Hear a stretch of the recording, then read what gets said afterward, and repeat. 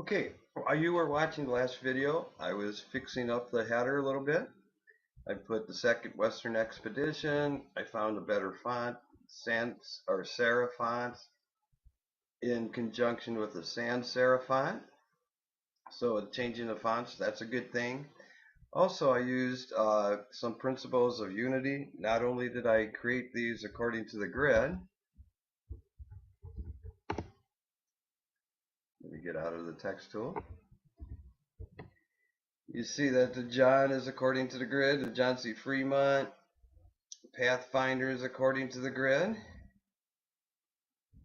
Second Western Expedition is according to the grid, and so is the date. And so not only does the grid create unity, but also the proximity. You know that these two lines belong together because they are close together, and these are close together.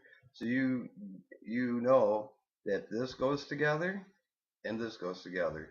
Not only is proximity that or closeness a principle of unity, but also color.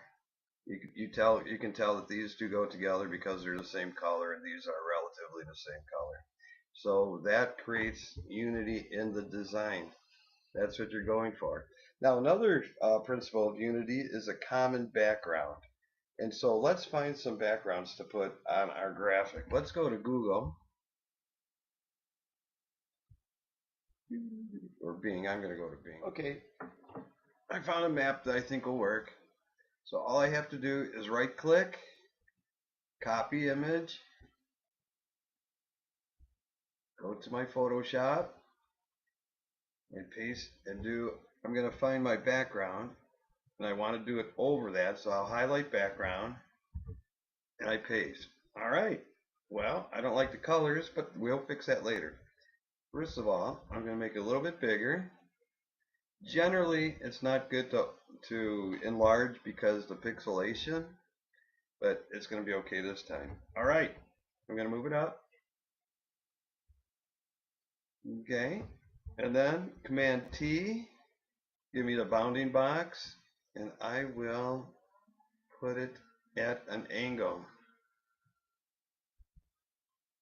The guy explored California, so we'll put some California in there. Okay, when I hit the check mark, it becomes the background. Like obviously that is way too much conflict with the text. So what I'm going to do is I am going to desaturate and change it into a color that matches our scheme. So I'll do my Command U, and I'll go down to colorize. It'll take all the color out and give me a different hue.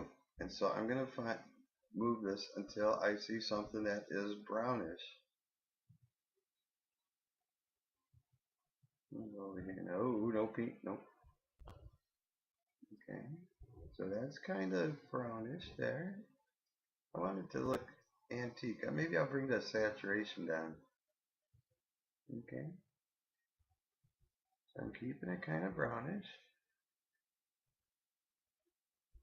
Go along with our color scheme. Okay, that'll probably be good enough.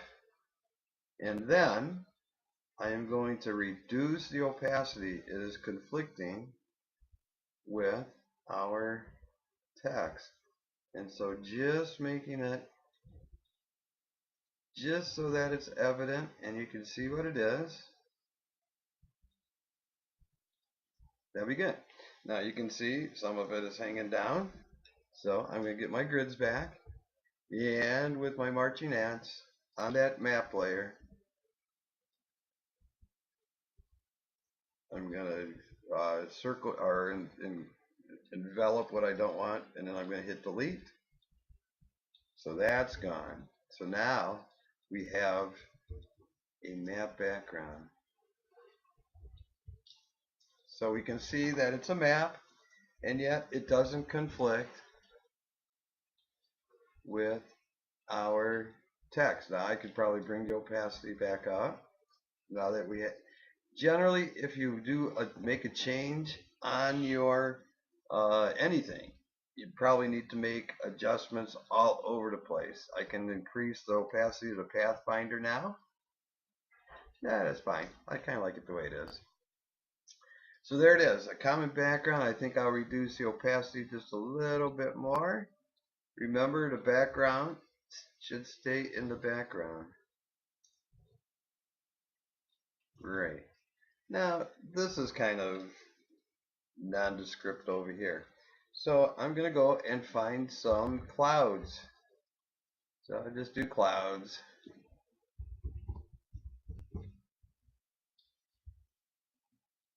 Grab any old clouds. Let's see. Let's take a quick look. Okay, these might be good. Let's look at these clouds. I'm going to use these clouds, so I just right click, copy image, go over here. I want them under the map, so I'll go back to the background layer, do a Command V, and I'll move the clouds up here. And of course, the blue doesn't go very well with everything. So I'll do the same thing, Command U, brings up the hue and saturation. I'm going to colorize. Good. Now, because I have some of this going on with my map, is conflicting with the map, all I have to do is go to the map layer, hold Command and click the little icon of the map, go down to my cloud layer, and hit delete. And what that did is it took a piece. Let me turn off the map so you can see what happened.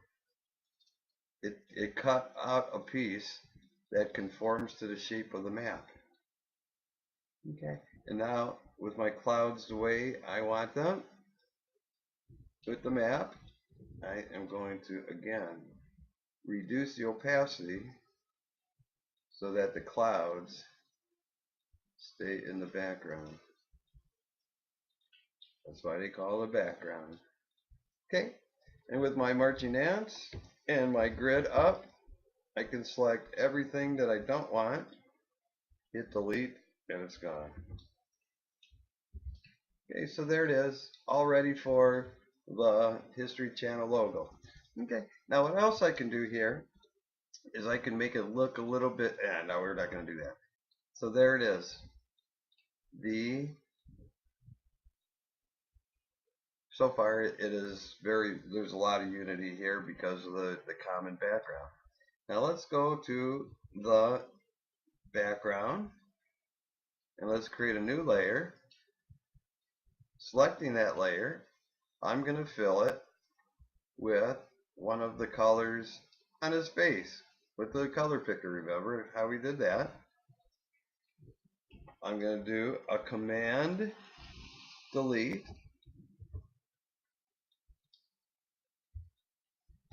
Oh, it looks like I might have to select it first. So I'm going to select it, do Command delete, and there it is.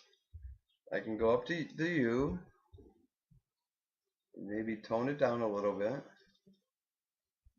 lighten it up a little bit. That's all right. Maybe make it a little bit more yellow. Good. There.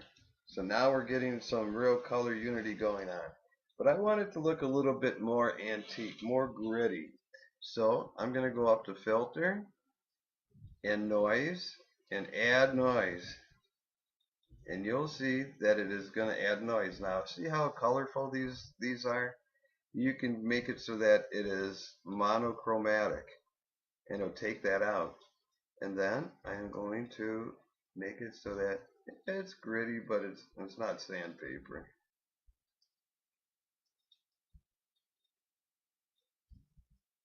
Okay, maybe I'll just go and put a 4 in here. See how that looks. Okay, there. Now that looks kind of antique-like there. Let me just zoom in so you can see that. See, so it created a little texture going on. Okay, then I'm going to open my grid again. I'm going to create a new layer above that. There's a new layer. Get my marching ants. And since our left part is going to be 240 pixels, I'll make it according to the grid. Grab that color again. Command delete. Get rid of the marching ants. And reduce the opacity on that. There. So, because I reduced the opacity, I can see some of the grit behind it. And I'm going to do the same thing on the other side. I'm going to turn on my grid. I'm going to take my marching ants.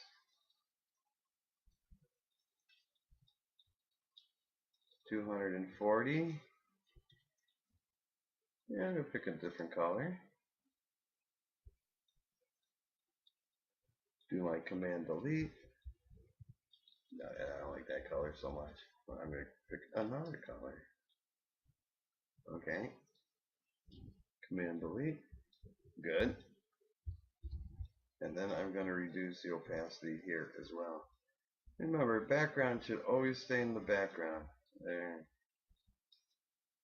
Okay, we see some of the grit behind it. Good. So there we have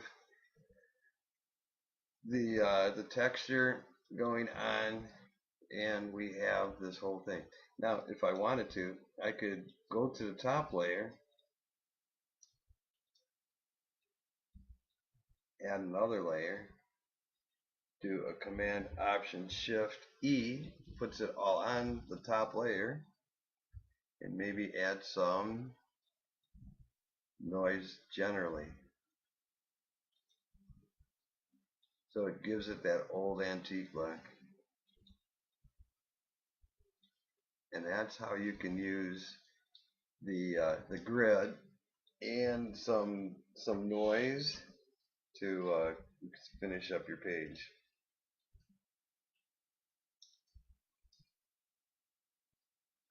The top is still unbalanced, and so I'm going to put the history logo on there just so that we can live with that. I found a history logo. I'm going to paste it, and there it is. With my Art Marching Ants, I'm going to go around the history channel. Then I'm going to go to select inverse, or and then hit delete, and it gets rid of everything that I didn't put my marching ants around. Then I'm going to turn on my grid because everything has to be according to the grid. There's still a little bit of white there, so I'll just do the marching ants. Get near the edge, hit delete. Good. There you go. And we can probably put that a little bit more transparent so it kind of fits. It's there, but maybe that might not be good. Let's see how the whole design process works. Command T, I'll just make it a little bit smaller because it, oops, I'm going to make it smaller because it isn't the main thing on there, but it should be there somewhere. Okay, let's put it by the grid.